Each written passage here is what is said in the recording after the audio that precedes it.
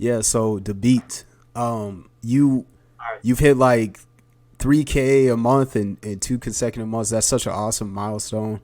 Um, and I also want to talk about you have one beat on YouTube that's just gone crazy. So I think that's something that a lot of people want to hear about. But yeah, just to jump into the interview, I wanted to say like when just listening to your beats on your site, it like seems like it's got kind of like an 80s like vibe on some of them. It's like a weekend, and then others like Bruno Mars, and then others got like a reggae or Latin pop type sound. So like one question I wanted to ask you is how you found your sound and like what music kind of inspires you. Okay. Well, I really like a lot of types of music, especially pop music. The thing that I like about pop is that you can make like 80s type stuff and then some Latin stuff and then like this 70s Motown type stuff like Bruno Mars. So the when I started making beats, I started like making just trap and reggaeton, and I really like those genres, but I get kind of tired of them. So I started exploring like more Charlie Puth type of beats, Dua Lipa. I love Dua Lipa type beats because all the like disco like stuff that are is on her music. So that's the main reason I started like mixing a lot of genres.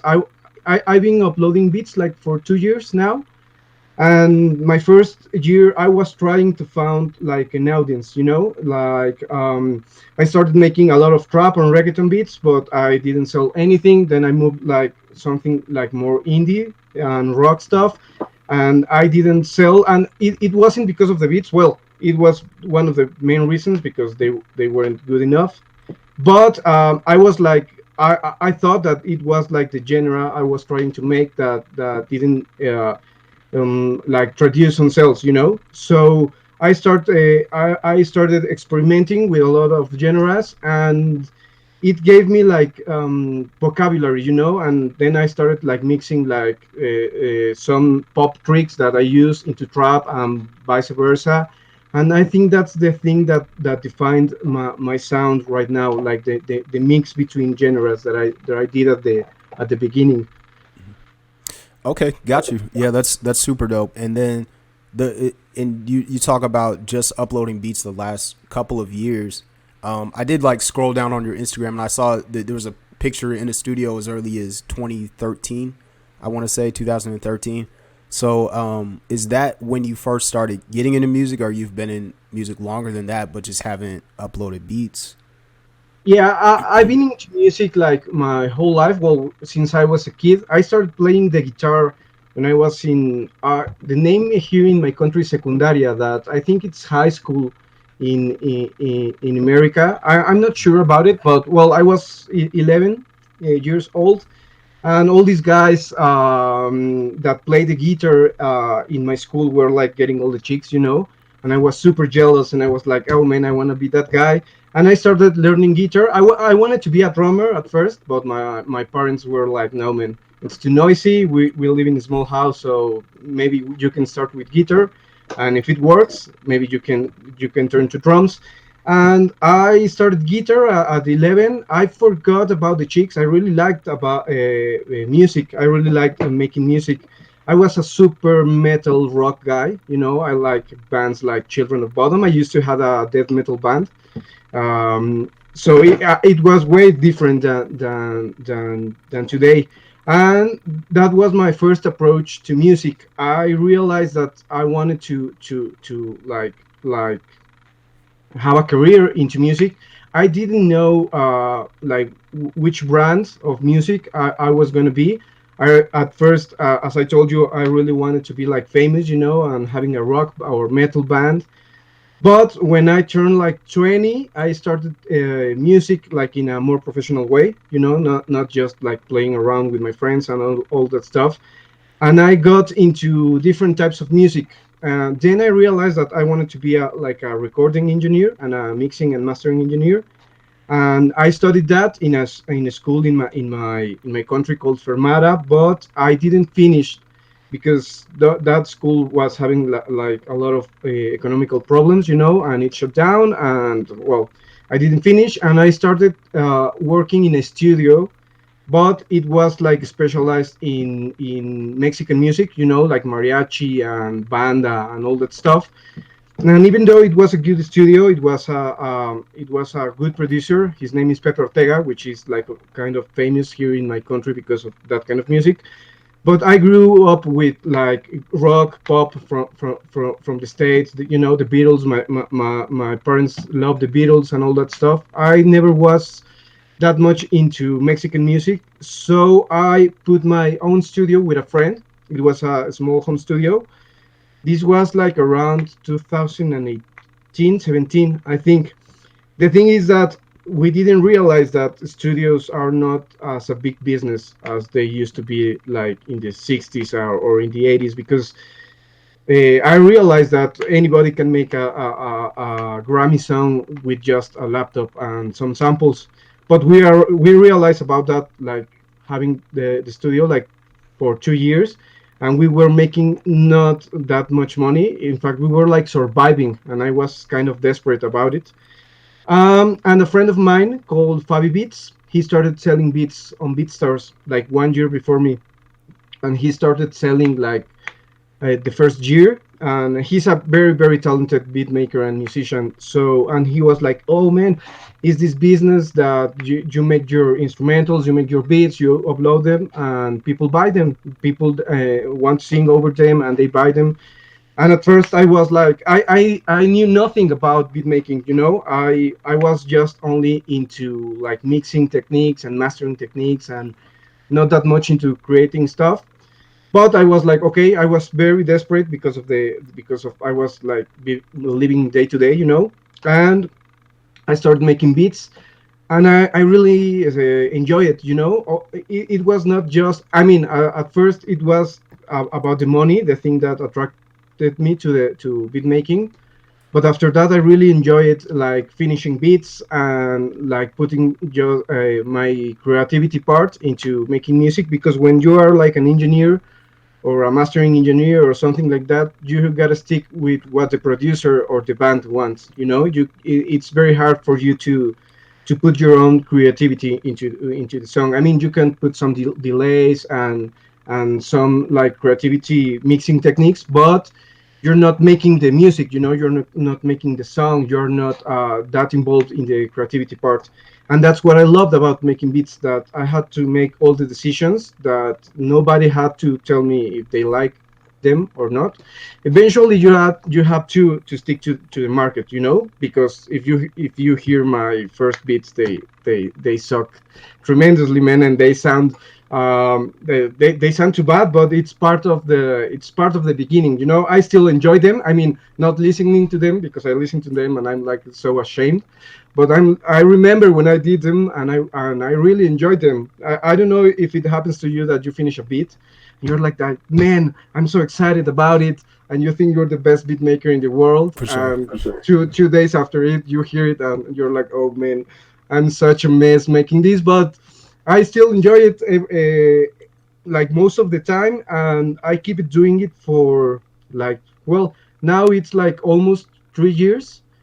And I started selling on December. I don't know if it was 2020. No, 2019. It was my first sale. It was a Daft Punk type beat. It was my first sale. It was a 100 lease, but I didn't sell again like 3 months after that, and then 2 months after that, and sometimes it was negotiations for the MP3 lease. So I was kind of sad about it, you know. But Fabi always told me like, man, keep pushing, don't give up. It takes time for you to build an audience and all that stuff. So I keep it up, and I started selling like regularly this year. On January on of this year, I make like $800. It was the first time I made like um, more than one sale in a month. and it started escalating. I can't really tell you why, but I just felt that starting this year, my sales started to go up, and well, it happens that I've just made 3K for the last 2 months, which is more than I used to way more than I used to make when I had the studio, and and doing like less things, kind of, because if you put all the work I did in the first year, well, it didn't pay that way directly, but it was like the foundations for my business, I think. For sure. For sure.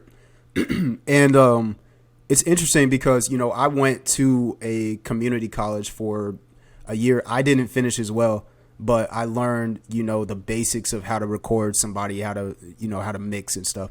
Not on a great level or anything, but it was it gave me a foundation.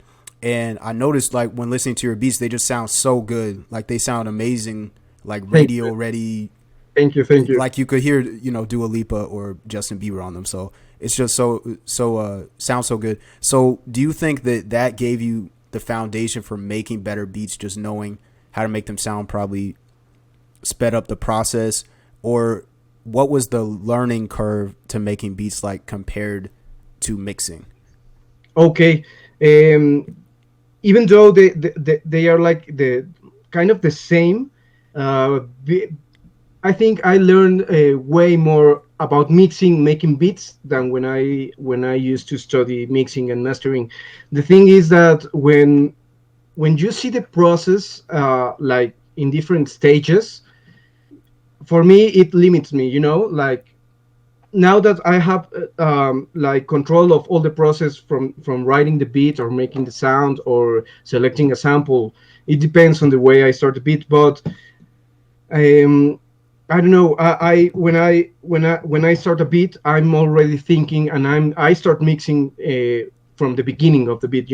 Most of my beats are based on heavy bass and drums, and if you don't mix that, it happened to me at the beginning that I was like putting all the stuff that I needed, and then I was like, okay, then I mix and then I'll master.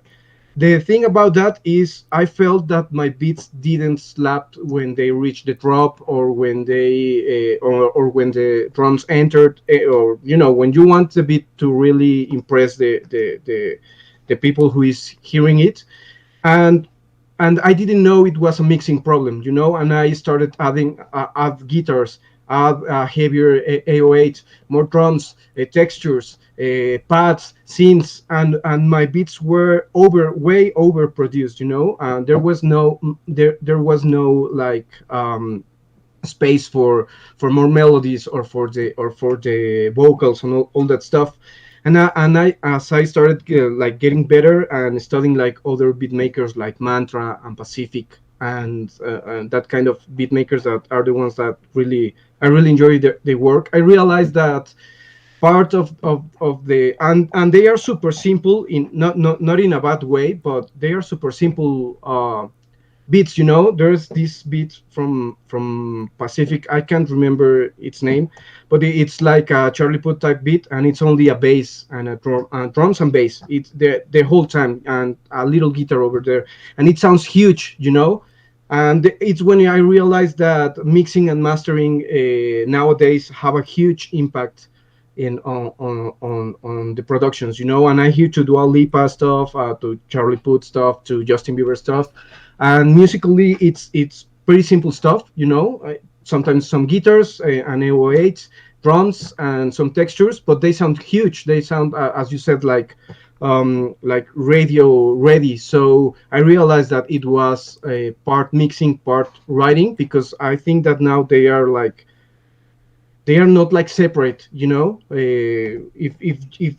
my drums aren't slapping by the time I'm putting other like layers, I always feel like there's something missing. So I mix since I start producing my beats, and I think that's the big difference between when I just focused on mixing, and now that I mix and produce. I don't master, as as I produce, because it's like pretty complicated. But yeah, I do mix as I produce, and I think at least for me, the results are it's easier, it's faster, and for me, the results are like better.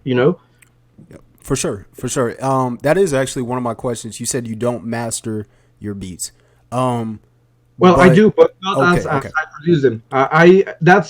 That's the only like process that I left at the main end, and it's a pretty simple chain. I try to mix I mean, I try to give my beats like the same tonal curve. So I just put my mastering change, my mastering chain. That's the name, and I just tweak a little bit. I try to be as fast as I can with that kind of process, because if I overthink too much the process, when you have too much time for doing a beat, I think it's not the for the best, because you start overthinking and you have these way too much options to make changes, and you will never finish. So that's why I have this philosophy to do it as fast as I can without compromising quality, but not.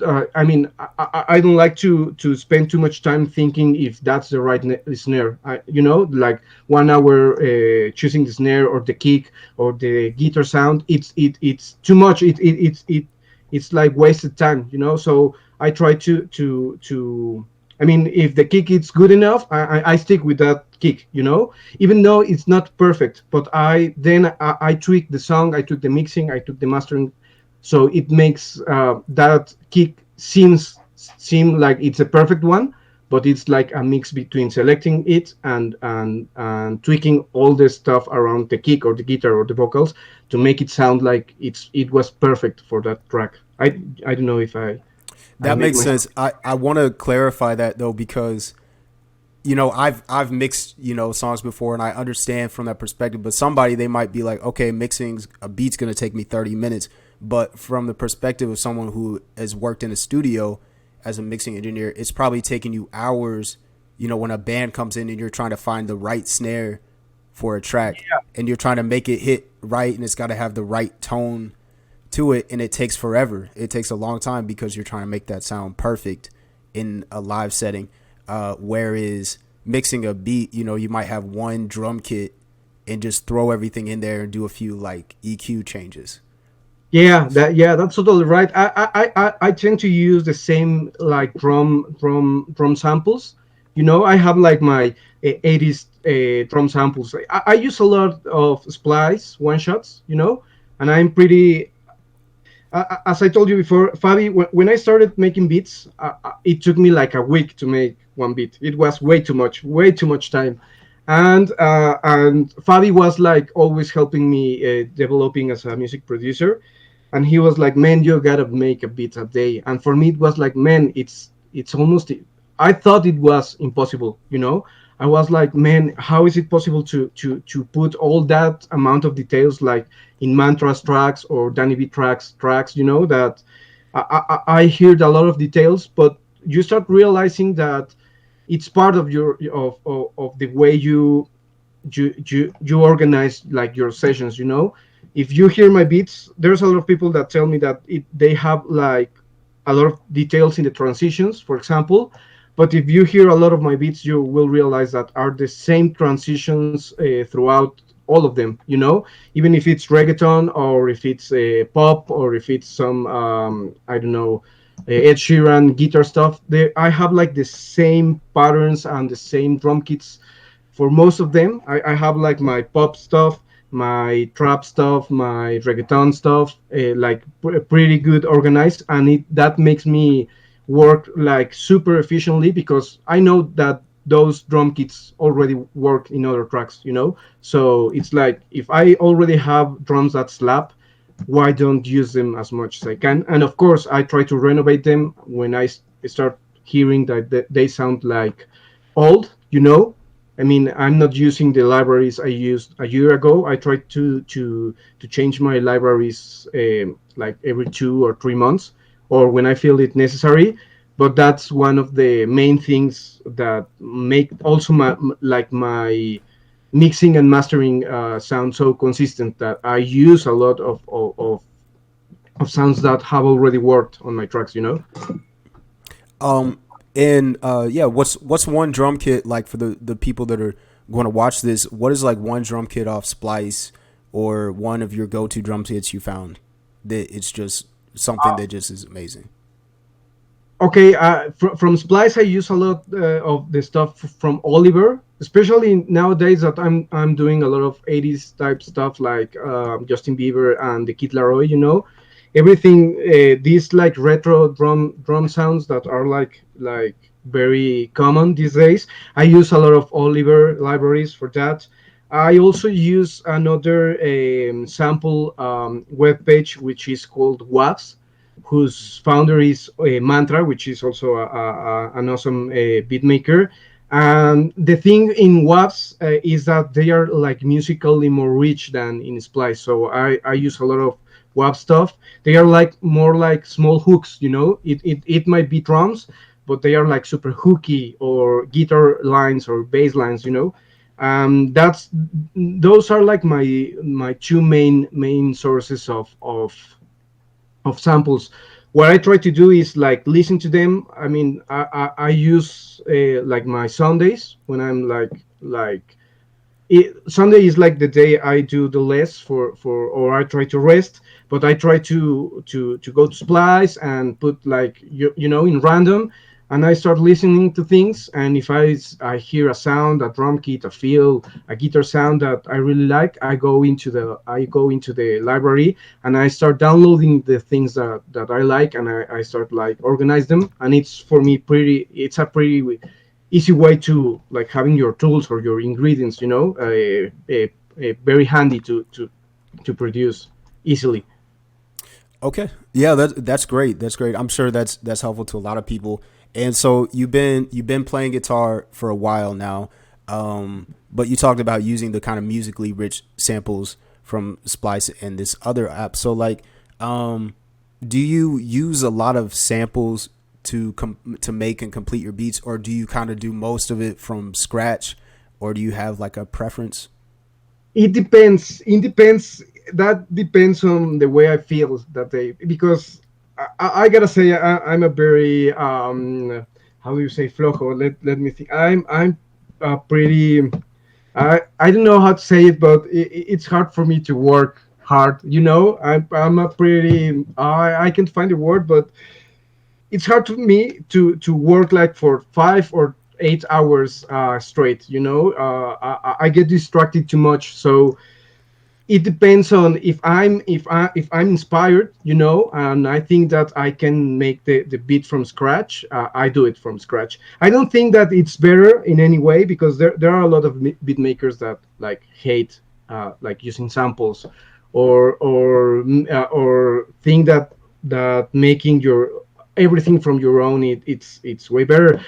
I have this philosophy that the result is what what says if a beat is good or not. You know, it's just samples are just tools, and sometimes I can hear a sample from Splice, for example, and I don't know if you're into like you're changing the sample, you know, in the page, and you hear something and you immediately are like hooked.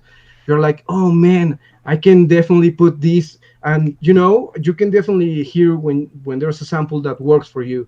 And sometimes it's that way. I just feel the vibe. I just feel that the sample just works for me. Or sometimes I hear a song, or I don't know. I try to stick, at least for YouTube, to the things that are getting popular on Spotify. So sometimes I'm like, okay, I'm going to make a bit like kind of with the stay vibe, you know. And if I can't find something in Splice, I try to do it myself. The thing that I don't like of doing everything yourself is that it takes so much time. It takes way more time. I mean, I play the guitar, but I'm not a professional guitarist. So sometimes I finish recording my guitars, and then I compare them with the guys on Splice or in Waps who are really professionals, and I'm like, oh man, I need to practice to get this sounding good, and I have this chance of having a lot of good guitarists right into my session, or drummers. So for me, it's kind of illogical trying to do the guitars if I have like way better guitarists on the web giving me samples. But sometimes it's, as I told you, it's necessary to do it yourself because it's something like pretty custom, what you need. For sure, for sure. And that kind of segues into my next question perfectly because I was gonna ask. Like, I was listening to one beat on your website. I think it was called Bonita. Uh, Okay. it was. I was blown away. It was like a Latin pop beat, Thank and you. it had so many elements in it. And we already talked about this. It being hard to mix and things like that. But it sounded so good. I assume that's from like a drum loop pack or something.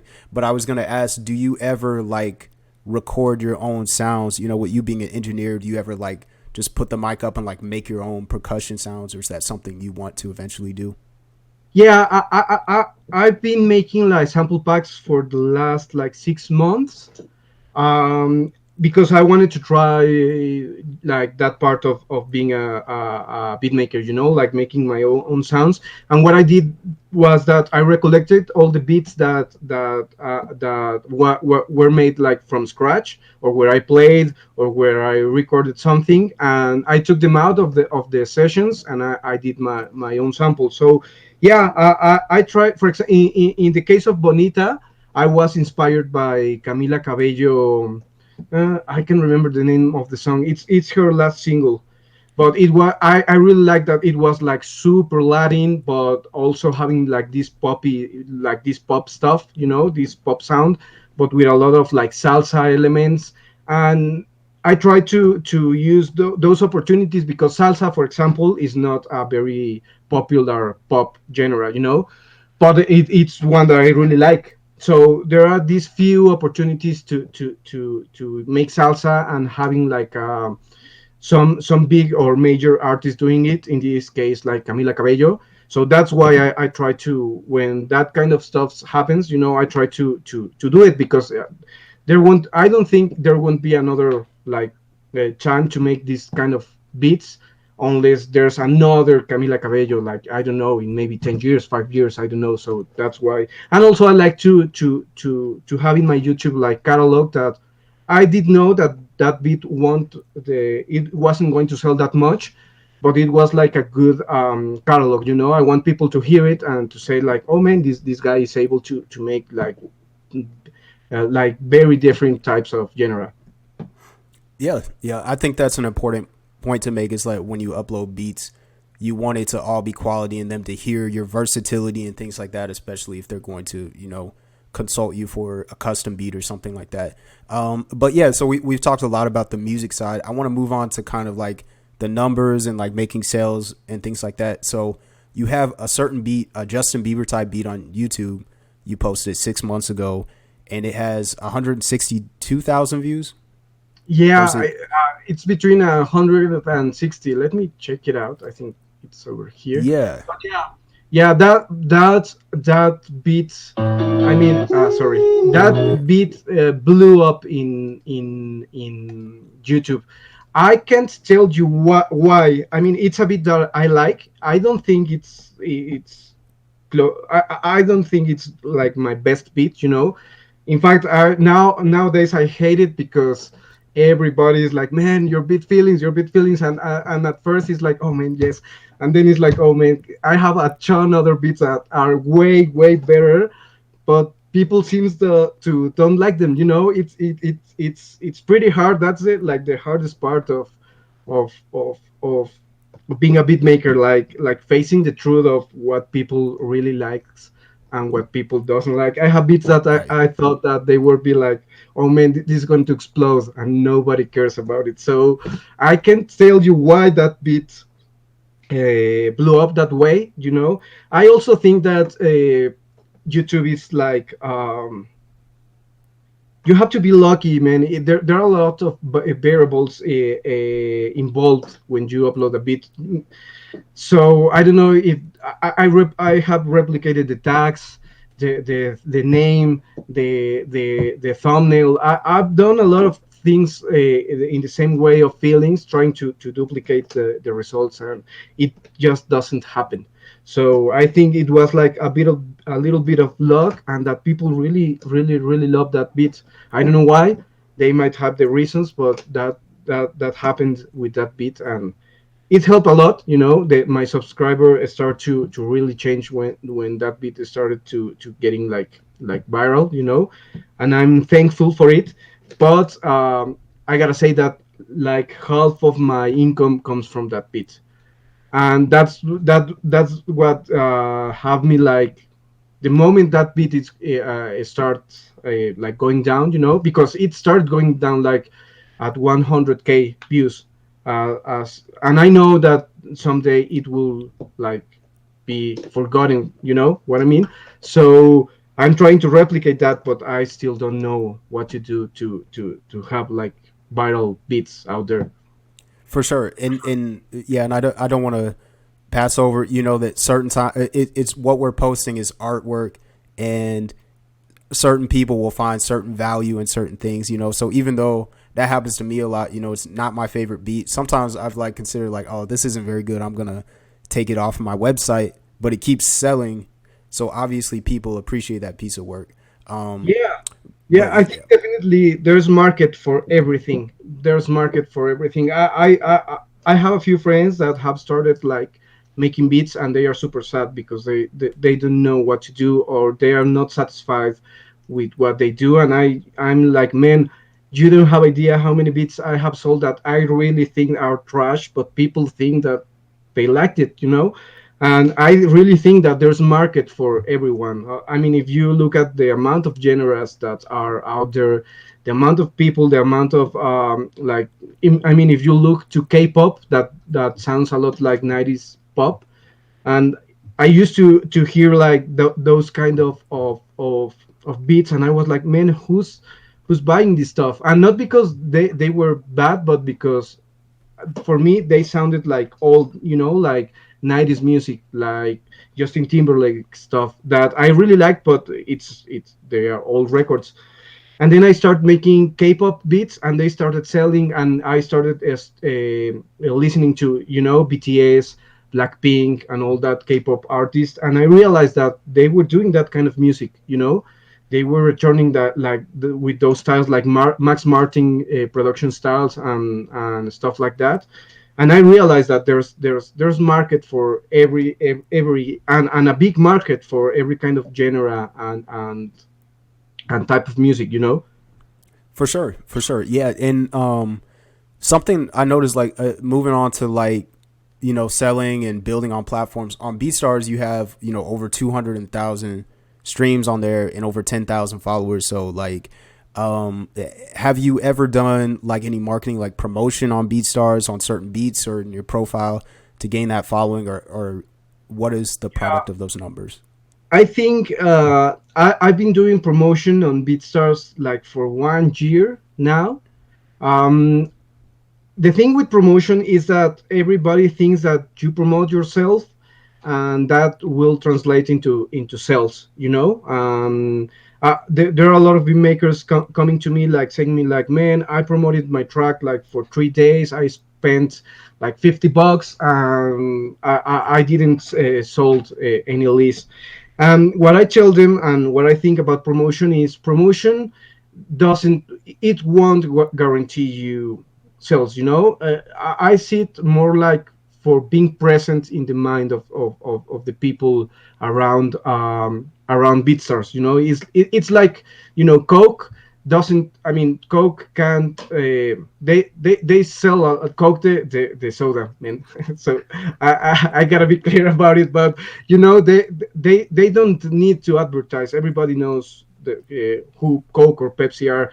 They still advertise because they want like uh, people having their product in their mind. So for me, promotion it's like that. You won't sell a lot, but but it will start attracting like your audience, you know. So when I do a beat that I really like, I put promotion, I put $5 in it for a week. It's not that much. Sometimes you sell, you know, and well, you feel happy about it, but you will start getting, I mean, someone will listen to your beat and will be like, oh man, maybe this beat is not for me, but I like the mixing of this guy, or the style, or I like this kind of beats, and they will follow you, or they will subscribe to your YouTube, you know. So it's like showing your work to the world, and you have to be as present as you can. I mean, if I could, I will put like $20, $50 a day, but of course it's way too much. So for me nowadays, five bucks a day works perfectly, and I do it as much as I can, you know. So to be like, so the beat is as a brand is present as much as possible to the newcomers, to the people who's looking for beats that are like the type beats I do. And that's the main goal for me for promoting, you know. And that's like an advice that I can make to new beat makers. Like, if you're just expecting like sales with promotion, you're gonna be way disappointed. And it's not because your beats um, are not good enough, you know. But I mean, mm, for an artist to like a beat, it has to be super special for them. They gotta be able to sing and to be creative over them. So it's not that simple, you know. It's very difficult to make a beat that fits everyone. So be patient with promotion, and wait for it until it start getting the attention of the artist that you're looking for, and it will pay, but it will pay for the long run, not in a short term.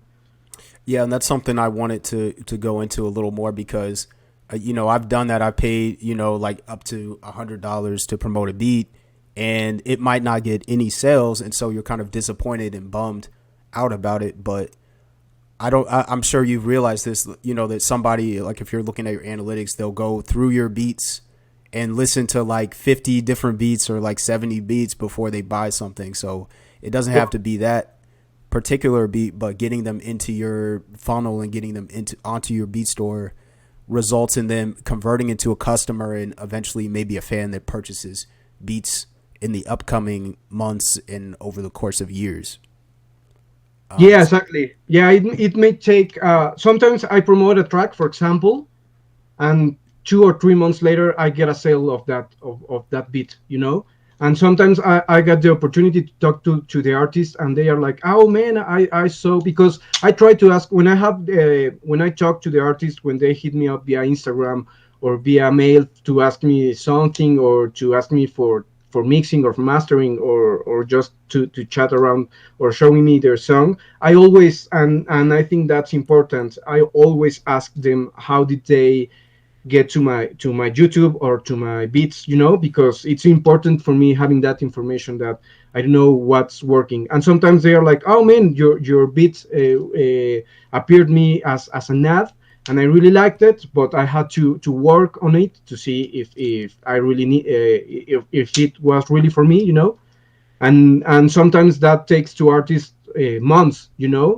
We think that artists are like, oh, I like this beat, they buy it and they sing over it and they release the song. And for some artists, they really take their time, you know, and they go over it, and they try different like vocal lines and different melodies, and they record it, and they mix it, and when they are sure about it, then they purchase it. So it sometimes take time. I'm selling beats that I uploaded like 3 months ago, or that I put promotions like 3 months ago, or 6 months, or 1 year ago. So look at it like as I told you, like in the long run, because you don't know when. Not because the purchase is not made immediately, it doesn't mean that the people doesn't want your beat or doesn't like it, you know. For sure, for sure. And yeah, so to the people who are going to be listening to this, don't be upset when you post a beat and it doesn't get sales immediately, even when people are very interested in it. It takes time. It takes some time to write to it. It takes some time to think about, do I want to set aside my hard-earned money to pay for this and use Yeah. this artwork, even though you might not recuperate on that investment as an artist. So, Exactly. but yeah, I wanted to talk to you about, you had, I saw you posted on Twitter, you had a beat that got charting, charted number 28 on BeatStars. So what do you think was the reason for that? Did you put a lot of promotion into that particular beat? No, I that bit it's feelings also. I think that Oh, the inertia of YouTube also took feelings to the top charts in BeatStars, and it was pretty fun because I'm always looking at top charts, to see what's selling the most, who is selling the most, who can I make a collab with, and suddenly I was like, oh man, there's my beat, and I was so excited. I thought it was never going to happen, I hear like, I mean, there's a lot of super premium beat makers over BeatStars. Sometimes there's these guys called Mixtape Seoul that I hear their beats, and man, they are perfect. They are like beautiful, super well mixed, super balanced, and I was like, man, I need to make something like that, like that level to at least try to be on top charts. But no, it was like the thing is that feelings, as we talked about it like a couple of minutes ago, it exploded on YouTube. People started, and it was at the same time that Peaches was like super viral everywhere. Peaches from Justin Bieber. So I think that's why I think that it's kind of luck, because I don't think that my beat would be that viral if Justin Bieber hadn't have released that album early this year. So it was kind of luck. It was, I think, the algorithm. I don't know if the picture of the girl in the shopping cart has something to do with it. The name, I don't know, but I think like there were like a lot of circumstances that make that beat viral on YouTube, and it took it viral also to BeatStars, and that's why it got to top charts. right. So like, so to people who want to be on YouTube and selling beats or getting higher numbers, just to let them know, it's so many factors to determine that. I know I hadn't been on YouTube for very long. The most viral ish beat that I had, it only had like 3 or 4 thousand views on it, but compared to the other ones getting like 200 views, I'm like, what happened? I'm using the same keywords. I'm using, the same Yeah, type of beat. So like, sometimes you have no idea why, but I think that's a gem to people. It's like, if you are posting on YouTube and somebody drops an album, then maybe you should post that type beat with an image of that artist or something like that, and yeah, it might totally. help your numbers. I really think YouTube. I started YouTube a year after I started BeatStars, and I really think that YouTube it's a place where there's a lot of people there. I mean, there's a lot of people on BeatStars, but the thing with BeatStars is that there are a lot of producers too. There's a bunch of producers, so sometimes your beats get heard by other producers who are not buying beats. And the thing about YouTube is that all the artists, even those that don't know about BeatStars, which is it's rare, but there's a lot of people that doesn't know that there's a platform like BeatStars, but they know that they can get their beats from YouTube. So and I think that YouTube it's still the only platform that can make you grow like organically, without, because Instagram, for you to appear on people's feed, you need to pay. Also Facebook, and I also think that Instagram and Facebook are places where people is not looking for beats. I know, like when I go to Facebook, it's to look to some shit posting, and to have a laugh. And when I'm going to Instagram, I want just to know what are my friends doing, or who's releasing, I don't know, some new album, or pretty quick information, and I think most people do the same. But YouTube, I think that artists are really looking for beats into YouTube as a social media platform. So I will advise to all the beat makers that go on YouTube. The thing with YouTube that it's harsh for you, for your ego. We are producers, and we'll have this little ego stuff going on inside of, because we're artists, and you're always expecting like having like the attention of people with what you make. So the thing that is hard for YouTube is that you uploaded a beat and you get like 200 views and 20 likes or 10 likes or 5 likes, and it's harsh, it's hard for your mind to say like, oh, you're always like asking like, oh man, maybe I'm not good enough, or maybe people doesn't like my music. That's why I think a lot of people like don't like YouTube, because it takes time to really to start getting out there. But I think that it's a good learning. It's good for you to be evaluated by the market, and the market start telling you like, man, what you're doing is good, what you're doing is not good, because YouTube is super clear with that. If people likes your beat, it's gonna get views and it's gonna get likes, and if people doesn't like your beat, it's not gonna get them. It depends also on the number of subscribers you have. So I mean, if I compare one of my best beats with one of people who has like 1 million subscribers, so you have to realize where are you standing and start like making that comparison. Because if you compare your views with channels that have tons of subscribers, you're gonna have a really hard time. But you gotta compare yourself with the guy you were like yesterday, or with the last beat you did, and start analyzing what you did well, what you did wrong, what might have liked the people, your transitions, your melodies, your style, what did you do well in that beat that people liked it, and you start replicating and you start like perfecting it. And a I don't have like another video with the amount of likes and views that feelings have. But when I try to replicate the things that I thought that feelings had that people liked, it really showed in the views and in the likes. So you start like learning what is happening with the people listening to your beats. And as I told you, it takes a lot of time, because you have to try one thing, and maybe also it was a bad day. What you did with the beat was okay, but you uploaded it in a bad day, and so you have to experiment a lot with your beats and when to upload them, and what kind of beat and what day. And as you said, if some artist release an album, you gotta like go on and make something similar, and experiment until you find like what your audience is looking for, and you will start like knowing what to do for your audience and like making sales from it. For sure, yeah. Excuse me. Catering to your audience is definitely important. If you stray away from that, you might lose somebody that's following you for the purpose of getting something similar to where they found you from. Yeah. So But yeah, I don't want to hold you too long. I know we've been going for a while, but I did have three more questions. One of them was like, I saw that it said COO and producer at HFB, I believe. So what is that? Is that a studio that you have ownership in, or can you explain that?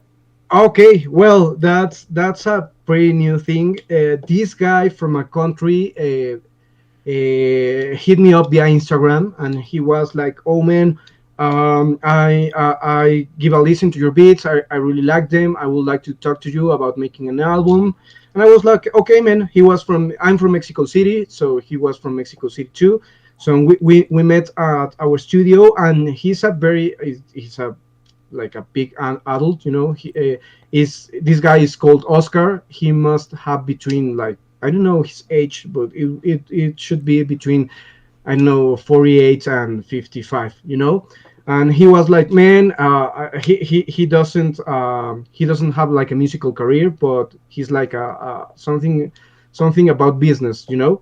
And he was like, man, I really wanted to make something about music, but I couldn't because of my parents. The same history as most of a lot of people that tries to go to music here in my country. Like, parents are like very very careful with it, because or you can be super famous or you can be like lame here. Well, at least that's the way in it's that people look at people that want to go into music in my country. That or you're going to be rich or you're going to be super poor. It's like no middle terms, and that's pretty common with parents. Well, anyway, And this guy is like, man, what can we do? I really want to make something with my money and with music.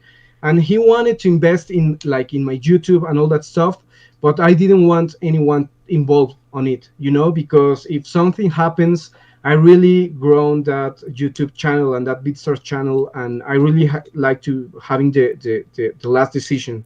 So I asked him if he was into it, making like a collective producers YouTube channel, and what he's doing is that like I'm getting in contact with producers that want their work to be like promoted, and we want to put some money. Well, in this case, Oscar wants to put some money on YouTube to promote those beats until we have like a channel with, I don't know, 30,000, 50,000 subscribers, and start having like another platform for selling beats. Though, so the HF Hit Factory HFB is it's I can remember, but it's for Hit Factory Beats, which is the name of the channel. It's a super young channel. It has now like 14 subscribers, but that's that thing. Also, that's the and that's why it says COO. I mean, there are three people involved. It is not a big company, but it looks good in Instagram, for chicks. So I was like, okay, I'm gonna put that I'm the COO,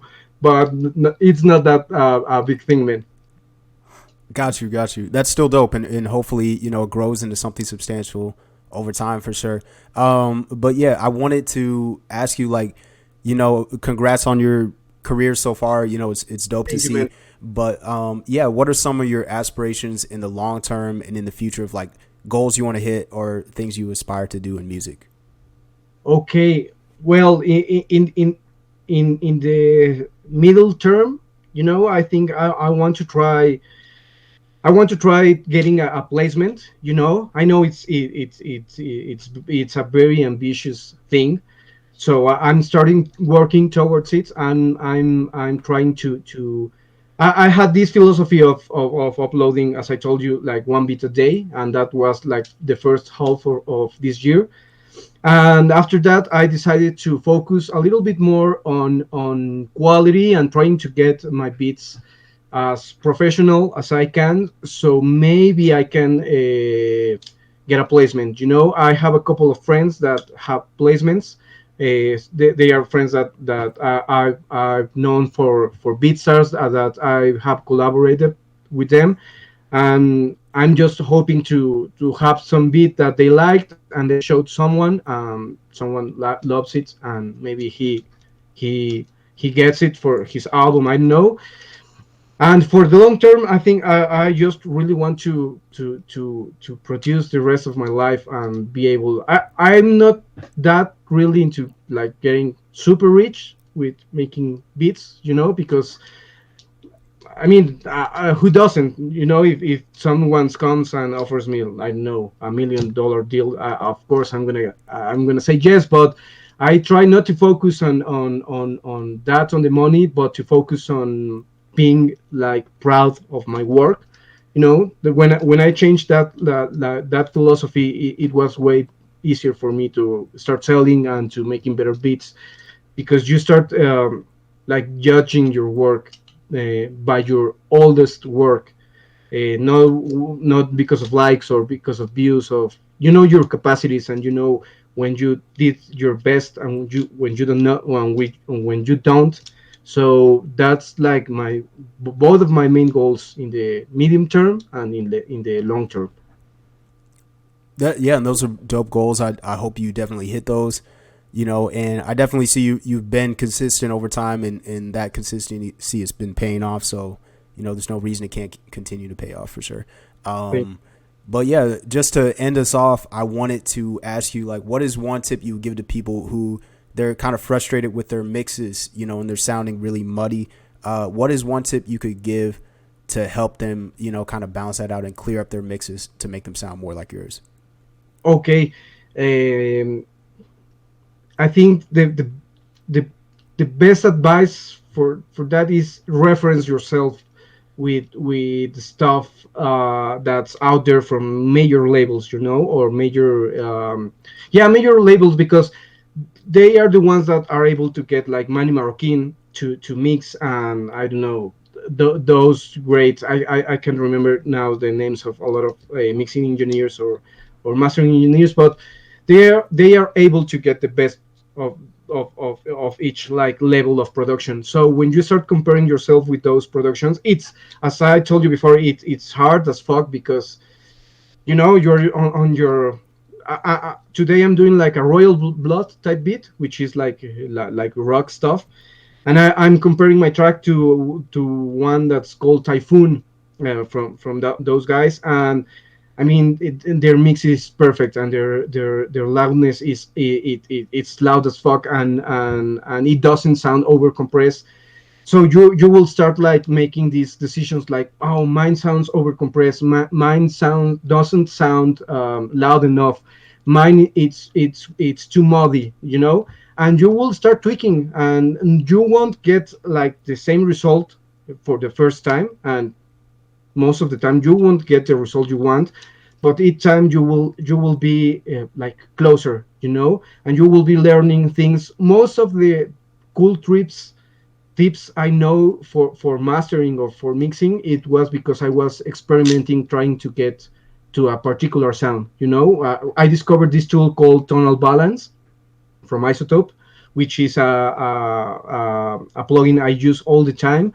And it was because I was experimenting to get a tonal balance from another song. And the way I compress in my master is because I was trying to achieve Charlie puts songs back, and you start like getting all these tools from you comparing your tracks to the big ones, and at the end of, I don't know, 6 months, a year, it depends on how many beats you do a week, but you will have a toolbox full of things that work for you, that you discovered, and you will start like keeping the ones that really work for you, and you will develop, first of all, your sound, and you will develop a way to master or to mix or to produce way faster and way better than you used to do. But you have to have the discipline of all the tracks you are doing, try to compare them with the best version of them that it's out there in the, like, with the big labels, or the big artists. Okay, got you. Yeah, that's a great tip. Definitely something to learn from, just in using references and trying to get it as good as possible instead of just fighting it on your own. So, but yeah, really appreciate you taking the time to join me today in this discussion. I'm sure everybody's going to learn a lot from this interview.